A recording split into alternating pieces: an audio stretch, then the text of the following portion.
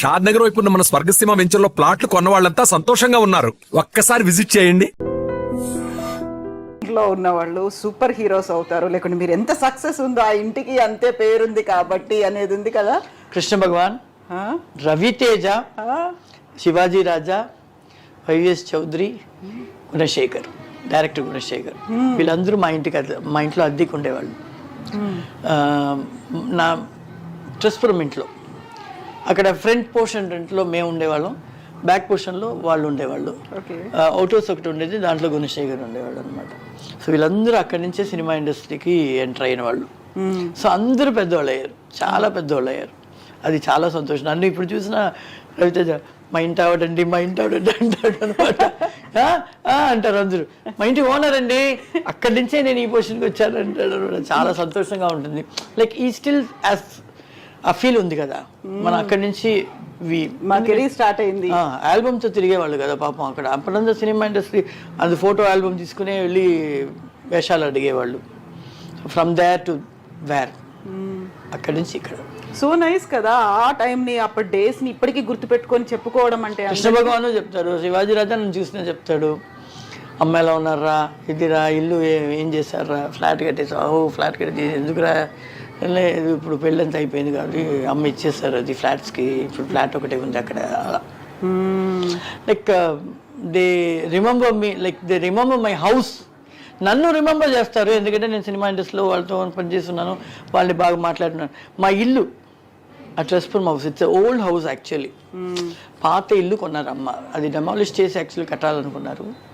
అది అలాగే కొంచెం రోజు ఒక 2-3 years 4 years ఉండింది కాబట్టి సో వీళ్ళందరూ అక్కడ అద్దెకి వచ్చారు. అక్కడ ఖాళీగా ఎందుకు వదలడం అని అద్దెకి ఇచ్చారు. సినిమా వాళ్ళకి నార్మల్గా ఇల్లు దొరకదు కదా, దొరకదు. అది వీళ్ళు బయట అనేది బయట ఊరి నుంచి వచ్చిన వాళ్ళు మన వాళ్ళు కాబట్టి ఇచ్చేస్తుంది, అమ్మ ఇచ్చేస్తారు. And what about your personal life? అమ్మ నాన్నది లవ్ మ్యారేజ్ కదా, మీది కూడా లవ్ మ్యారేజ్ కదా? నాది యాక్చువల్గా లవ్ కాదు, ఫోర్సబుల్లీ లవ్ అయిపోయింది. ఎవరు చేశారు ఎవరికి తప్పలేదు? లేదు actually we're actually good friends. తను యాక్చువల్లీ కొరియోగ్రాఫర్ అసిస్టెంట్ పనిచేసేవాడు. మేము బాగా మాట్లాడుకుంటాం డాన్స్ గురించి అంతా మాట్లాడుతుంటే ఆ గ్రూప్స్లో అందరూ సతీష్, అను, పారు తనిగా మాట్లాడుతున్నారు, ఏదో ఉంది అనేసరికి అది అమ్మ చేతులు అంతా, అమ్మ చెవికి అంతా వెళ్ళేసరికి అమ్మ ఏంటి నువ్వు ప్రేమిస్తున్నావా అలాగ మాట్లాడు. లేదమ్మని చెప్పినా నమ్మలేదు కాబట్టి అది ప్రేమగా మారిపోయింది ఏమో, ఫోర్సబుల్గా అలా పెళ్ళి. And we had a nice, ఒక కూతురు ఒక కొడుకు, లైఫ్ బాగుండింది. తను మంచి కొరియోగ్రాఫర్ అయ్యాడు అరవల్లో, కన్నడలో అంతా.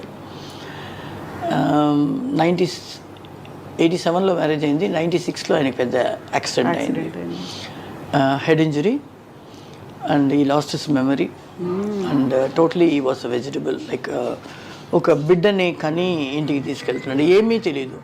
కూర్చోబెడితే ఇలా పడిపోతాడు, ఇలా కూర్చోబెడితే ఇలా పడిపోతాడు, మాటలు రావు, కళ్ళు ఒక చోట్ల ఆగిపోయింది, అలా ఎవ్రీథింగ్ ఈజ్ కొలాప్స్డ్.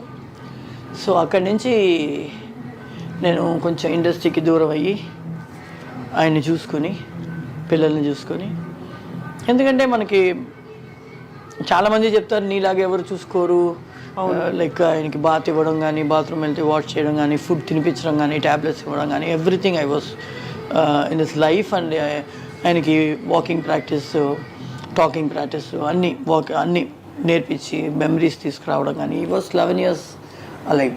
దాని తర్వాత యాక్సిడెంట్ తర్వాత దెన్ వన్ ఫైన్ డే ఈ హ్యాడ్ అటాక్. తినిపిస్తూ ఉంటే పొరుగెక్కింది, అలాగే passed away. I lost my third kid actually, not my husband. అది అదే నేను విన్నది. సో అనురాధ గారు use to take care of him like anything అని ఒక చిన్న, ఎవ్రీబడి నో దట్ కదా, ఎవ్రీబడి నో దట్. నాకు అందరూ చూసుకుంటారు, అందరూ చూసుకోలేని వాళ్ళ పరిస్థితిని బట్టి. అండ్ సో సారీ అమ్మా, it's okay. I lost my husband 9 years లైఫ్లోనే అయిపోయింది. I brought my baby, third baby to the house. And ఆయన్ని చిన్న బిడ్డలాగా మొదటి నెల, రెండో నెల, ఒక 1 year 2 years అని 11 years పెంచాను. ఆ 11th year ఆయన చనిపోయారు. That is my third baby who passed away. Abhi కన్నా మా అబ్బాయి కెవిన్ కన్నా మూడో ఆయన మా ఆయన సతీష్. సో అలా అది దాని తర్వాత మళ్ళీ I started coming out for the films. అది ఆయన ఉండేటప్పుడే ఐ డిడ్ అంతరంగాలు, ఈటీవీ కోసం అంతరంగాలు చేసి పెట్టాను. వెరీ ఫస్ట్ సీరియల్ ఆ టైంలో మీరు చేసింది. And it's super duper hit serial. అంతరంగాలు, అనంత మానస చదరంగాలు అని ఒక పాట వస్తుంది. ఆ అంతరంగాల్లో ఒక్కొక్కరు ఫేస్ వస్తుంది, లాస్ట్ లో నా ఫేస్ తిరుగుతుంది. శరత్ బాబు గారు, అచ్యుత్, మా అమ్మాయి అశ్విని అందరిది వచ్చి లాస్ట్ ఫేస్ నాది. అది అంతరంగాలు అలాగే వస్తుంది. అది ఆయన ఉండేటప్పుడే ఆయన్ని తీసుకుని వెళ్ళి కూర్చోబెట్టి ఇలాగ రూమ్లో నేను షూటింగ్ చేసి షార్ట్ గ్యాప్లో వచ్చి కూర్చుంటాను అనమాట. ఆయన ఎవరితో యాక్షన్ తర్వాత వాడికి అమ్మనే నేను. అవును, అమ్మ వెతుకుతున్నట్టే వెతుకుతాడు. పెళ్ళాము పిల్లలు అనేదంతా ఏమి తెలియదు వాడికి. మీకోసం మిస్సింగ్ ఆ టైంలో మీరు ఎక్కడికి వెళ్ళారు అనేది ఎదురు చూస్తూ ఉండేవాళ్ళు అలా. సో అందుకే చెప్పాను నా బిడ్డనే చూస్ చేశాను, థర్డ్ బిడ్డని. సో దాని తర్వాత మళ్ళీ మై లైఫ్ ఇస్ యాక్చువల్లీ నాకు పెద్ద ట్రాజడీ రెండు బ్యాక్ టు బ్యాక్. ఏంటంటే ఈయన యాక్సిడెంట్, మా ఆయన యాక్సిడెంట్. మా అమ్మనే నాకు బ్యాక్ బోను అన్నీ. మా అమ్మ ఉంటే నాకు అస్సలు దేని గురించి పట్టించుకోను, బెంగలేదు, ఏమీ లేదు. ఆవిడ కరెక్ట్గా ఈయనకి యాక్సిడెంట్ అయ్యి 3rd month స్టార్ట్ అయ్యే రోజు ఆవిడకి హార్ట్ అటాక్ వచ్చి కొలాప్స్ అయింది. So back to back I had 2 incidents within 3 months. And you have to take care of small kids, ఇద్దరిని చూసుకోవాలి. అభికి 7-8 years, అబ్బాయికి 5-6 years ఉంటుంది. ఆయనకి యాక్సిడెంట్ అయినప్పుడు అమ్మ లేదు, తమ్ముడు యుఎస్లో సెటిల్ అయ్యాడు. సో ఇంకా ఉన్నది 3 పిల్లలు, వీళ్ళని చూసుకోవాలి. ఏంటంటే నేను సంపాదించాను కాబట్టి, బాగా ఉండింది కాబట్టి I was ఇంట్లో కూర్చున్నా I was able to take care of everything. అలాగే సంపాదన లేని వాళ్ళు ఎలా చూసుకుంటారు? Even though they love their husband, చాలా లవ్ చేసినా కూడా చూసుకోవడానికి అని కొంతమందికి కొన్ని ఇష్టపడితే చేయడానికి, కొన్ని ఇష్టపడవు. స్నానం చేయడం కానీ, బాత్రూమ్ అంటే కడగడం కానీ, అదంతా నాకు అది ఇదే లేదు. అన్ని ఫుల్ నేనే చూసుకున్నాను. నిల్చునే బాత్రూమ్ వెళ్ళిపోతారు, తెలియదు ఆయనకి, చెప్పడం కూడా తెలియదు. సో అదంతా దట్స్ వై ఈ thought that I miss mother. అవును కదా. ఫుడ్ తినిపించడం కానీ, ట్యాబ్లెట్స్ అలాగే వేస్తే పురుగు ఎక్కిపోతుంది అనేసి కుట్ని పెట్టి దాన్ని నూరి దాన్ని వాటర్ కలిపి అలా స్పూన్లో తీసి అది ఇచ్చి మళ్ళీ వాటర్ ఇస్తాం, అది కరగబెట్టి. అలాగంతా ఒక 11 years I spend my total life on him to bring him back. So 70% పైన వచ్చారు, మెమరీ కూడా వచ్చింది. దాని తర్వాత ఈ సడన్లీ మాట్లాడేవాళ్ళ ఆ టైంలో పిల్లలు ఇద్దరిని ఒక 3 years తర్వాతే కొంచెం గుర్తుపట్టారు. నేను బాత్రూమ్ వెళ్ళిపోతే అక్కడికి వచ్చి నిల్చుంటాడు, బెడ్షీట్ ఇలా వేసుకొని. చిన్నపిల్లలు పడుకుని లేచేటప్పుడు నేను ఇక్కడ లేకపోతే కనిపించకపోతే దట్ ఆర్ ఐ ఫేస్.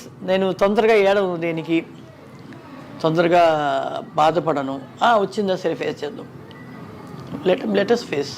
ఆ ఫేసింగ్లోనే ఒక ధైర్యం, ఇంకా బోల్డ్నెస్ వస్తుంది. ఎగ్జాక్ట్లీ. ఇంకా ఫ్రస్ట్రేషన్ ఏదైనా వచ్చింది, సింగిల్ మదర్గా 3 పిల్లల్ని పెంచుతాను మా ఆయనతో కలిపి. ఎగ్జాక్ట్లీ, అవును.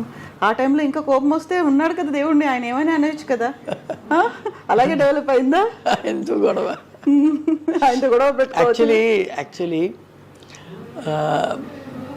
ఆయన యాక్సిడెంట్ అయినప్పుడు ఏదో అక్కడ ఒక అమ్మవారి గుడి ఉంటే తాలి ముక్కుని వేసేసేమ్మా, అమ్మవారు కాపాడతారు అని చెప్పి.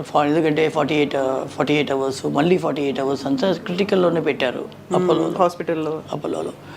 సో అప్పుడు తాలిబొట్టు మనం చైన్ తీసి పెట్టేసి తాలిబొట్టు మాత్రం అమ్మవారికి వేసేసాను ఇక్కడ చెన్నైలో. ఏం మొక్కున్నానంటే తిరుపతి నేను వచ్చి పెళ్లి చేసుకుని మళ్ళీ తాళి వేసుకుంటాను, ఆయన కాపాడు అని. ఆయన కాపాడాడు. కానీ మాకు ఆయన కోమాలో ఉండేటప్పుడు ఎలా బయటకు వస్తాడో తెలీదు. నార్మల్గా వచ్చేస్తాడు అనుకున్నాం. ఆయన వచ్చినప్పుడు బిడ్డలా వచ్చాడు.